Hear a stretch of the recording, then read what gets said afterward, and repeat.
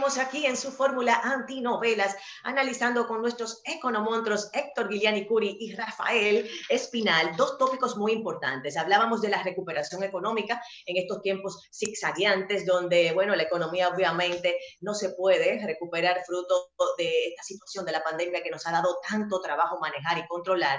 Y también, en efecto, vamos a analizar un poco este relevo del gabinete económico, llamemos así, del nuevo gobierno. ¿Qué expectativas podemos esperar? Incluso, ¿qué recomendaciones nuestros economontros pueden darle a ese nuevo equipo? Pero, Héctor, hablabas tú del modelo de Canadá, con una situación similar a la de nosotros desde la perspectiva del turismo, y bueno, se desarrolla, ¿qué podemos aprender de ese modelo?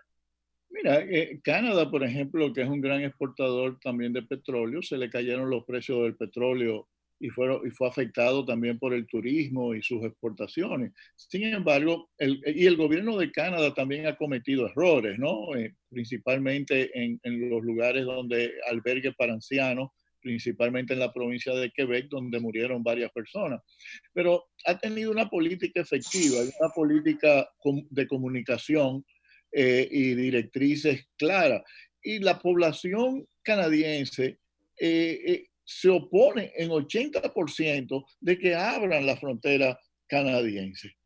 Es decir, ellos Bueno, apoyan. pero mira, ahí hay un nivel cultural y de educación, de verdad, no quiero en detrimento de los dominicanos porque tenemos Bueno, nuestro orgullo, pero tú pero podrías son decir, esquemas muy diferentes pero tú de educación y podrías aprendizaje. decir lo mismo de los Estados Unidos, que tienen un nivel educacional también grande, pero no está ocurriendo lo mismo, donde la No gente son, no son iguales, ¿no?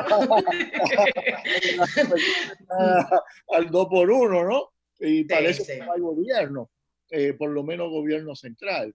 Entonces, en ese sentido, el presidente electo debe tener primero una política de comunicación efectiva y una política también de prueba, de rastrear y de cuarentena.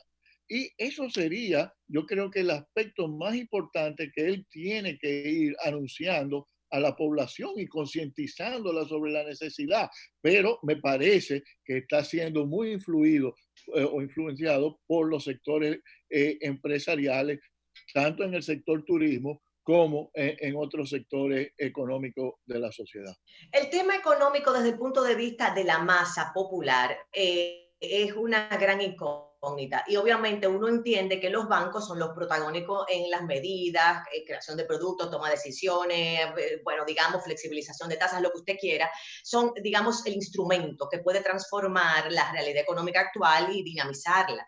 ¿De qué forma? Porque hemos visto que no se han hecho cambios, digamos, significativos en el Banco Central, por lo menos a nivel de la plana mayor de liderazgo.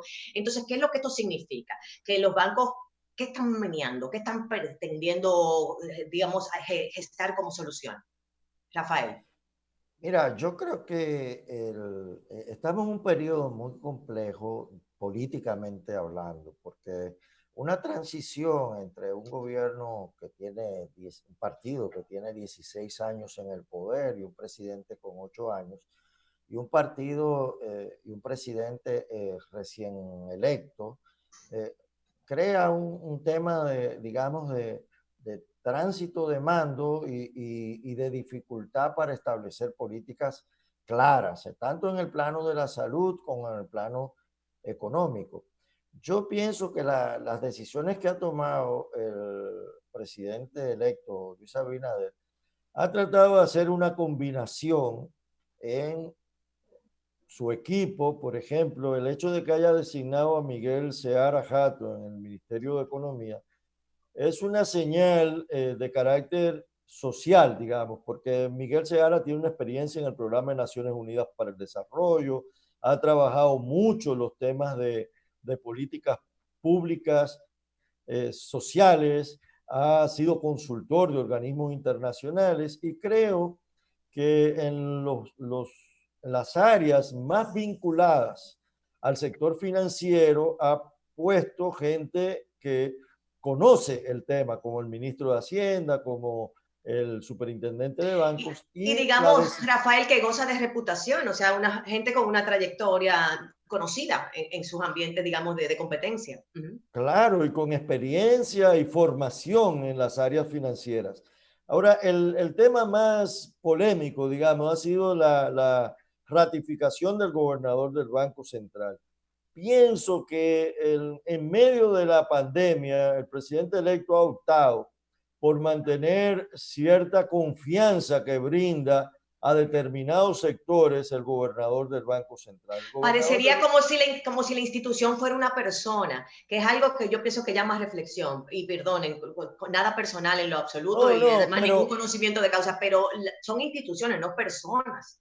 sí, yo pienso que es correcto, pero más que la persona, el tema del Banco Central es el cambio de política que debería empezar a realizar el Banco Central posteriormente en el próximo gobierno.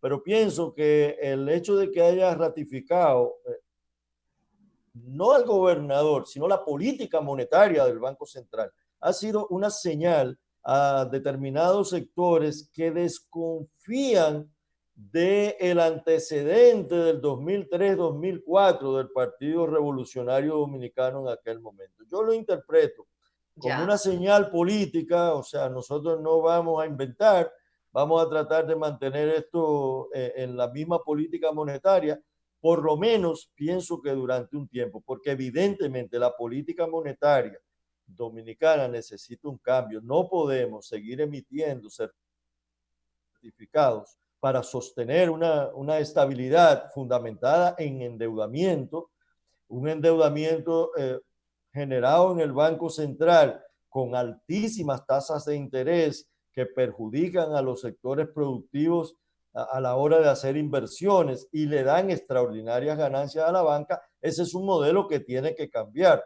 Lo que pienso es que las nuevas autoridades no han querido dar esa señal de inmediato, sobre todo porque estamos en medio de una profunda crisis Sí, y tanto hay que evitar económica. el caos, hay que evitar el caos, hay que evitar el caos, pero fíjate que seriamente hablamos de liderazgo y cuando pensamos en líderes, llámele una persona, una institución, un país, cuando se piensa en ese concepto de liderazgo, ese líder siempre piensa en una agenda colectiva, no es una agenda personal. Entonces necesitamos a nivel de nuestras instituciones bancarias o financieras, a nivel de nuestro liderazgo en todos los ambientes empresariales o públicos, líderes que piensen en agendas colectivas. Lo hemos dicho aquí, yo sé que ustedes también lo han ratificado, pero sin mercado, sin que haya movilidad en el mercado, no hay negocio. Entonces, es un poco todo para mí, nada para ti, estrangúlate, a mí no me importa, pero al final va a ser matar la gallina de los huevos de oro. No va, si tú aniquilas el mercado, ¿cómo tú vas a vender la casa? O sea, de verdad siento que hay de alguna manera una miopía, no hay una capacidad de visión a largo plazo ahora mismo. Mira, Lili, en realidad lo de la continuidad con la pandemia, eso estaba negociado desde antes de la pandemia. El sector financiero ya se había hablado con el candidato para eso. La pandemia es simplemente una excusa. Y fíjate, yo creo que cuando tú vas a un gobierno, tómate el caso de Uribe, que toma una Colombia bajo una crisis tremenda de guerrilla, de terrorismo. Tú vas con tu equipo gubernamental y tú implementas las políticas que tú crees que se deben implementar. Lo que esto demuestra en realidad es que parece que el candidato no tiene política definida en ese sentido y que no han pensado o él no ha pensado sobre el tema detenidamente. Básicamente, la banca en la República Dominicana es una banca de tesorería con los certificados del Banco Central. Y también a un proceso de acumulación de reservas que ha sido extremadamente costoso. Y yo creo que el presidente actual, el presidente electo, tiene la oportunidad en las actuales circunstancias de, de endeudarse internamente sin aumentar el déficit consolidado del sector público a través de políticas sociales que ayuden a la población. ¿Entiendes? Las reservas internacionales del Banco Central se siguen deteriorando, ya han perdido alrededor de 2.000 millones. Y la situación externa va a seguir empeorándose. Muchas personas creo que entre ellos Bernardo Vega, ha dicho que vamos a renegociar la deuda. La República Dominicana todavía puede salir a los mercados internacionales y emitir bonos en buenas condiciones, y ojalá que el nuevo ministro de Hacienda lo haga.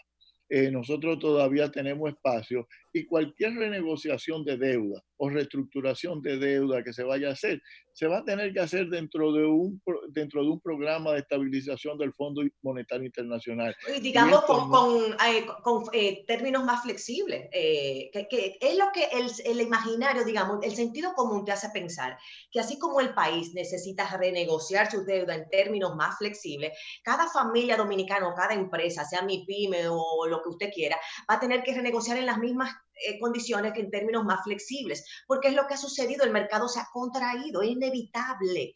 Somos más chiquitos. O sea, es tan evidente, perdone, pero es tan evidente que es un asunto que cuanto más rápido uno reaccione y cree los mecanismos para que se ejecute, más rápido la economía vuelve y se reactiva. Mira, Lili, y me va a dar un chancecito, Rafael. Fíjate, se aprobaron recursos para prestarle al sector turismo. Oye, ¿tú crees que ahora, en estos momentos, se va a reactivar la construcción en el sector turismo? Es decir, por favor, nadie en estos momentos está cogiendo prestado, y tampoco la gente los bancos están prestando. ¿Por qué? Por la incertidumbre económica. Aquí, como dijo Rafael ahorita, y yo había dicho también, creo que en otro programa, tú tienes que mantener el paciente a través de respiración artificial. Ok, por lo menos no creo que sea momento de hablar de reactivación económica, es un momento de transferencia a la población de recursos financieros. Sobrevivir, primero sobrevivimos y después que sobrevivamos entonces volvemos, trabajamos, volvemos, organizamos el muñeco, lo que sea, pero para sobrevivir hay que renegociar lo que ya debíamos, no podemos pagar lo que ya debíamos y encima de eso volver a endeudarnos, porque no es de verdad materializable. Es como querer el engañabobo que yo le señalaba, es como quererme como un caramelito que tiene veneno, que es una cosa tonta. Pero quiero que Rafael me lo diga y perdonen el apasionamiento, pero a mí me parece que es muy claro. Entonces me parece como, ¿por qué te barajeo? No entiendo. ¿Qué dices, Rafael? Mira, yo pienso que el presidente electo debió haber salido ya al día de hoy a Washington a reunirse con los organismos multilaterales, con su equipo. Ir al Fondo Monetario Internacional, ir al Banco Mundial, al Banco Interamericano de Desarrollo. Inmediatamente de Washington debió haber ido a New York a reunirse con los que han sido tradicionalmente tenedores de bonos dominicanos para evaluar la situación y, como decía Héctor, preparar una emisión de bonos inmediatamente asuma el 16 de agosto. Una emisión aprovechando las buenas calificaciones que todavía tiene la República Dominicana. Y y en eso sí yo tengo algunas diferencias con Héctor, yo creo que el gobierno tiene que hacer un plan de rescate, aunque fuere temporal, del empleo, un plan de construcciones, un plan de acción hacia el sector agrícola, tratando de mantener el control, eso, Rafael,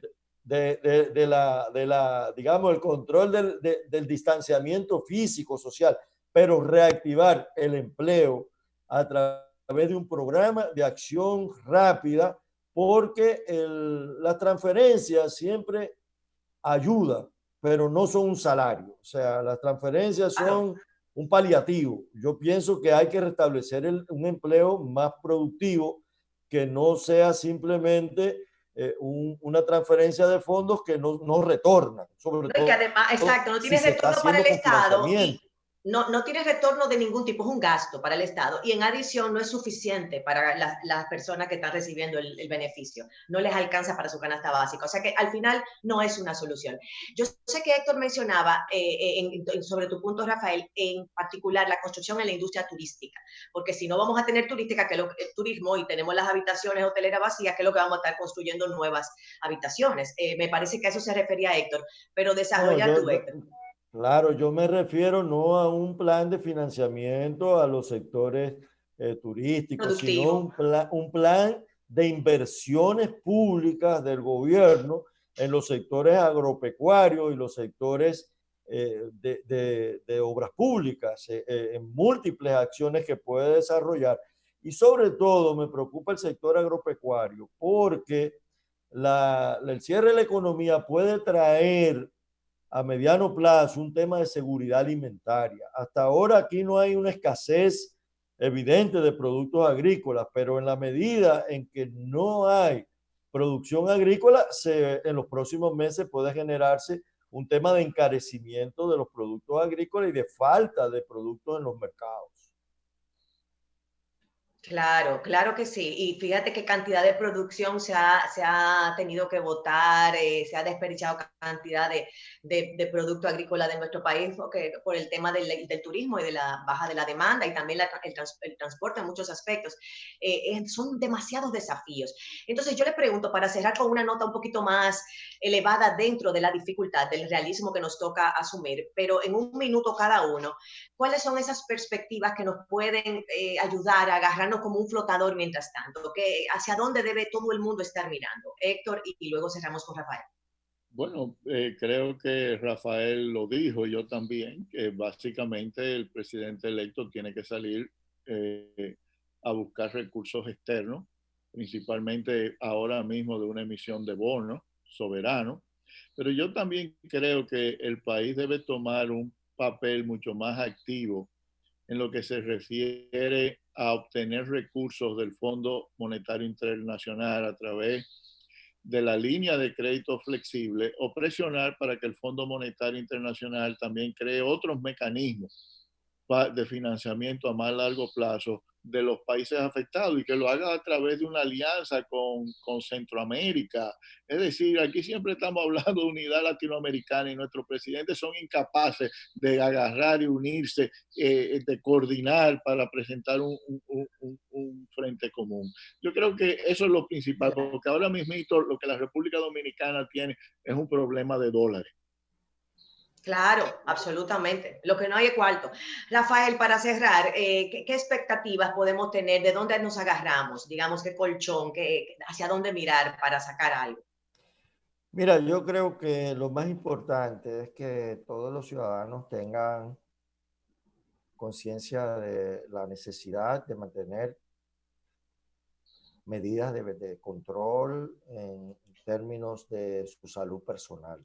Creo que las autoridades tienen que ser fuertes en ese sentido, porque la actividad económica va a depender mucho de cómo se controle la epidemia. Por suerte, ayer el presidente anunció que había asignado a un neumólogo al frente del Ministerio de Salud, pero creo que tienen que ser más efectivos en esto. Yo tengo la esperanza de que este brote que ha habido en los últimos días haya sido el resultado de la apertura que se dio indiscriminada por el motivo de las elecciones del 5 de julio. Pero que se ha mantenido, Rafael. Esa apertura indiscriminada siguió en FA. O sea, eso Claro, no ha bajado. claro, Después de ahí fue el desacate. pero yo tengo la esperanza de que para el mes de septiembre ya estaremos en un proceso de descenso de la curva, que yo creo que es lo más importante.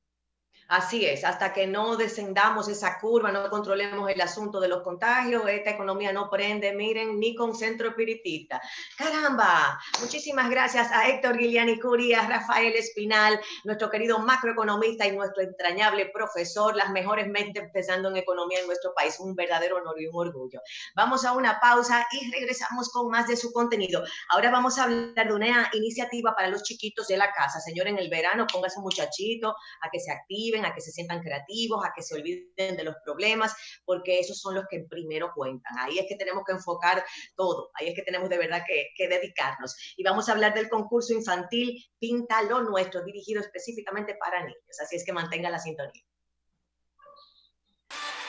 Muchas